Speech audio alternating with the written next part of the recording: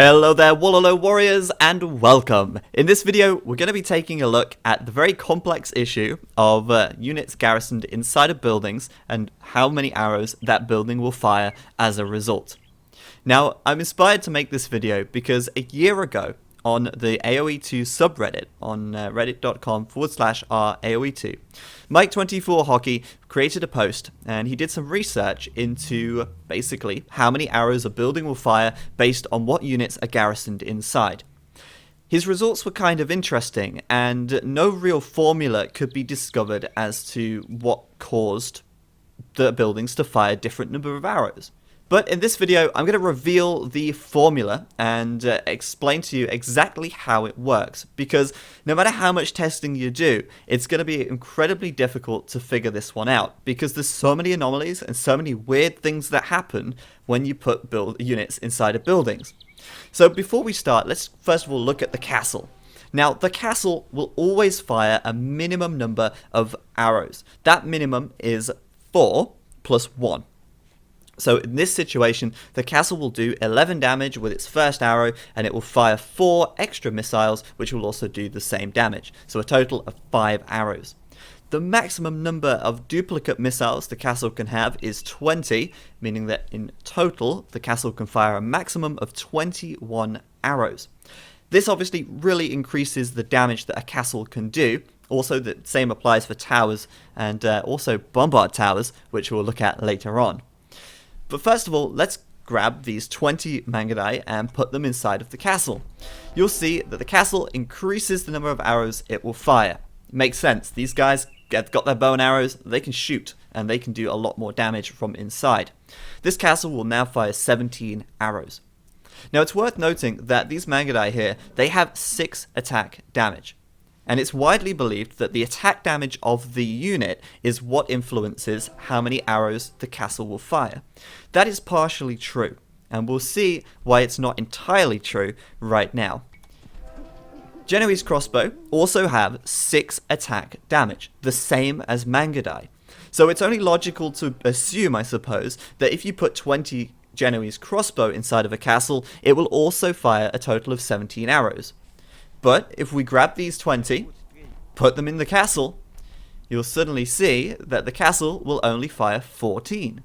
So what's changed? Why is it that these guys will fire 14 additional arrows and the Mangudai will fire 16, even though they have the same attack damage? The reason for that is because not only is attack damage taken into consideration, units also have an attack speed. The faster a unit attacks, the more overall attack damage it can do, and therefore the more attack damage, or the more arrows, a castle can fire. The Mangudai fires much faster than the Genoese crossbow, and for that reason, the castle can fire an additional 2 arrows. It is interesting though, because it's not just that.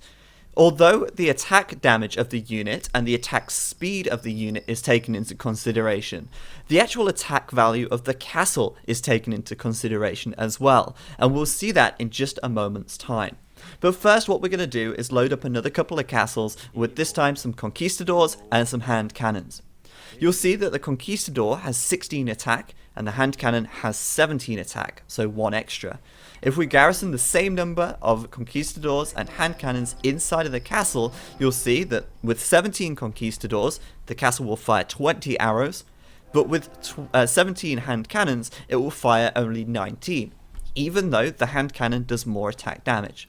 So once again, you can see that the speed of the unit, or the attack speed of the unit, increases the number of arrows the castle can fire. But what gets really interesting is this. If I delete this outpost, I'm going to research fletching, bodkin arrow, bracer, and chemistry all at the same time, essentially giving all castles plus 4 attack and giving all ranged units plus 4 attack. In this situation, of course, the Mangudai and the Genoese crossbow will be affected by those upgrades, whereas the conquistador and the hand cannon will not. So before we do this research, let's take a note of the numbers. The castle with the Mangudai will fire 16 arrows before those researches are done, and the castle with the conquistadors will fire 20 arrows before those researches are done. So let's delete the outpost and research Fletching, Bodkin Arrow, Bracer, and Chemistry. Suddenly, you can see that the castle does 19 extra arrows with the manga die in, and the castle with the conquistadors now only does 16. So in actual fact, upgrading Fletching, Bodkin Arrow, Chemistry, and Bracer nerfs the amount of damage that conquistadors will do inside of a castle, but it buffs the number of damage, or the amount of damage that a castle will do with manga dies inside of it, because it will now fire more arrows with the manga dies and less with the conquistador. So this shows us then that the attack damage of the castle is directly related to the amount of arrows it will fire based on the attack damage of the unit. I actually have the full formula that decides or determines how much damage castles will do, or rather how many extra arrows a castle will fire, and I'm going to share that with you now. Each unit garrisoned inside of the building is given an attack value. This is the ranged attack divided by the reload time of the unit. The ranged attack can also be influenced and increased by the Fletching, Bodkin Arrow, and Bracer researches. Additional arrows are calculated by adding the missile count of the building to the unit attack value of the unit divided by the building attack value. It's also worth noting that villagers have a fixed attack value of 2.5, and they will always contribute to the number of missiles a building will fire. With crenellations researched, all of the Teuton infantry will be given a fixed attack value of 2.5 as well. So, as an example, let's look at the elite janissary being garrisoned inside of a castle. Now, the elite janissary has an attack value of 22. It also has a reload time of 3.4. So in order to work out the attack value of the unit, we have to do 22 divided by 3.4. This gives us 6.47.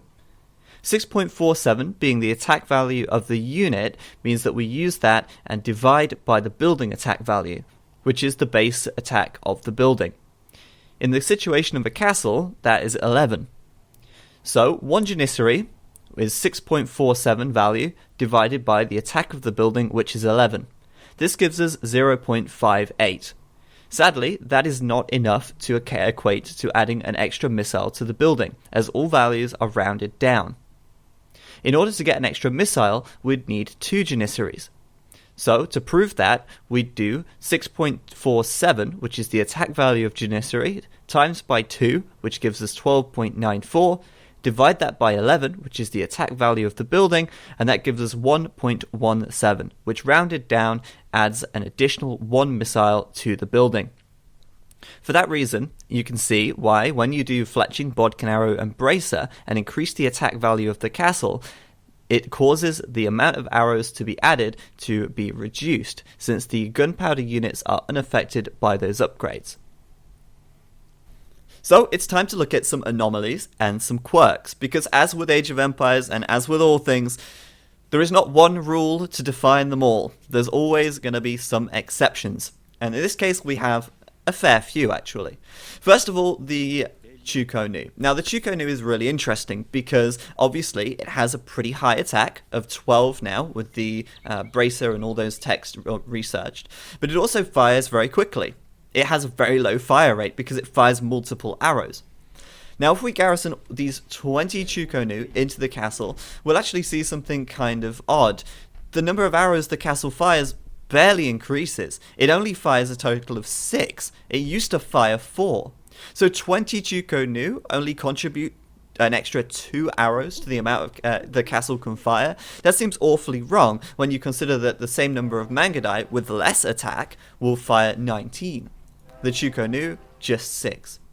Now, for those of you who have seen my Chuko-Nu video, if you haven't already, there's a link on the screen. I would really suggest you check it out because the Chuko-Nu is an insanely cool and very complicated unit, and you can learn all about it in that video. But for those of you who did watch that video, you'll know that the Chuko-Nu fires 2 different types of arrow. The first arrow that the Chuko-Nu fires does full damage, 8 plus 4 in this case. But each arrow afterwards does reduced damage. Depending on whether it's elite or non-elite, it will do 2 or 3 damage per arrow. It's that arrow and that amount of damage that is taken into consideration when working out how many extra arrows this castle should fire. So instead of using the 8+4, which the Chukonu has as its main attack, it actually uses the secondary arrow, which is just 2 or 3. And that explains why the Chukonu will add so very little to the additional arrows that the castle will fire.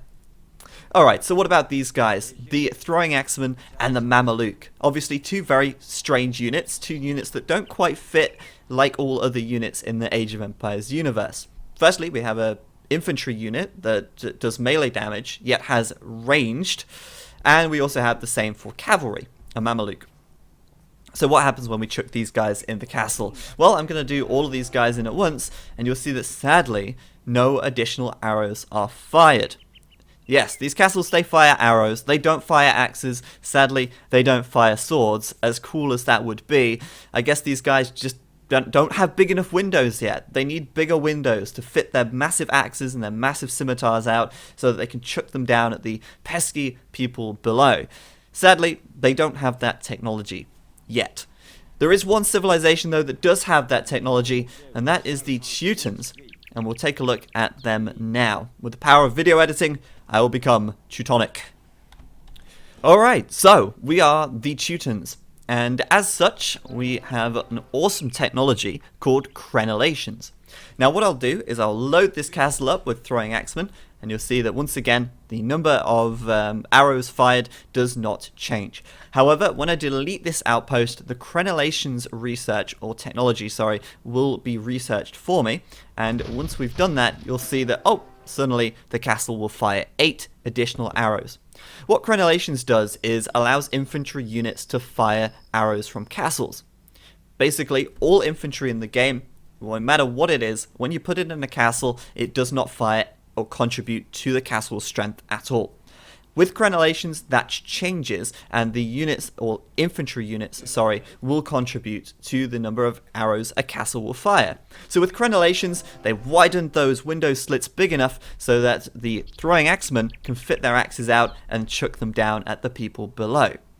However, that technology doesn't quite extend to the Mameluke, because believe it or not, the Mameluke is not infantry, so even with crenellations, the poor old Mameluke gets left out, and they just cannot contribute, no matter how hard they try. They cannot contribute to the strength of this castle, and the number of arrows it will fire will never increase with Mameluke inside. But it doesn't stop just there. The Teutons also have some pretty awesome quirks as well, and that is due to their unique bonus of allowing 2 times the number of units to garrison inside of their towers. Normally, you can only garrison a maximum of 5 units inside of a tower, but with the Teutons, you can garrison 10. Now, for that reason, it only makes sense that units garrisoned inside of Teuton towers can fire more arrows. There's no sense in having 5 units being able to fire the same number of arrows as 10 when garrisoned inside of a tower. That affects the Bombard tower in a pretty unique and very cool way. If we grab 10 of these hand cannoneers and put them inside of a Bombard tower, you'll see that they have enough attack damage to contribute an extra whole cannonball to the Bombard tower's fire. If we attack this wall, you'll see not 1 but 2 cannonballs pop out. I absolutely love this, and I think it's one of the coolest things in the game. But it does get better still. If you're playing as the Teutons and you have a Turk ally, you can get your Turk ally to make 10 elite Janissaries. If you stick 10 elite Janissaries inside of the Bombard tower, how many Bombard cannons will it fire? Well, not 1, not 2, but 3 Bombard cannons will come out of the tower. Now that is the maximum number of cannonballs you're going to be able to do realistically. You're never going to be able to get any more than that. That is the theoretical maximum possible in the game. However, I did decide with the scenario editor, you can obviously change the attack damage of units. Now, as we know from our formula, the more attack damage a unit has, the more it can contribute to the strength of the tower. Obviously, the Janissaries are pretty strong, but they're not 22 plus 100 AP strong. So if we grab all of these guys and stick them in a tower as well, the question is, how many cannonballs will it fire? And the answer to that is not 1, not 2, not 3, but 4. 4 cannonballs is the upper limit to the amount of cannonballs a Bombard tower can fire. Obviously that's never going to happen in a real game, but with a little bit of scenario editing magic, we can make that a reality. So there you have it. So I think that about covers everything, and if you have got any more questions about this topic, feel free to leave a comment down below. I do check all the comments, and I will reply if you have any questions to ask. I think it's really fascinating that even 15 years after the release of Age of Empires 2, we're still discovering and finding new things about this game. The developers did a fantastic job, and the game is surprisingly complex for its age. But anyway guys, thank you very much for watching, it is much appreciated, and as always, I'll see you next time.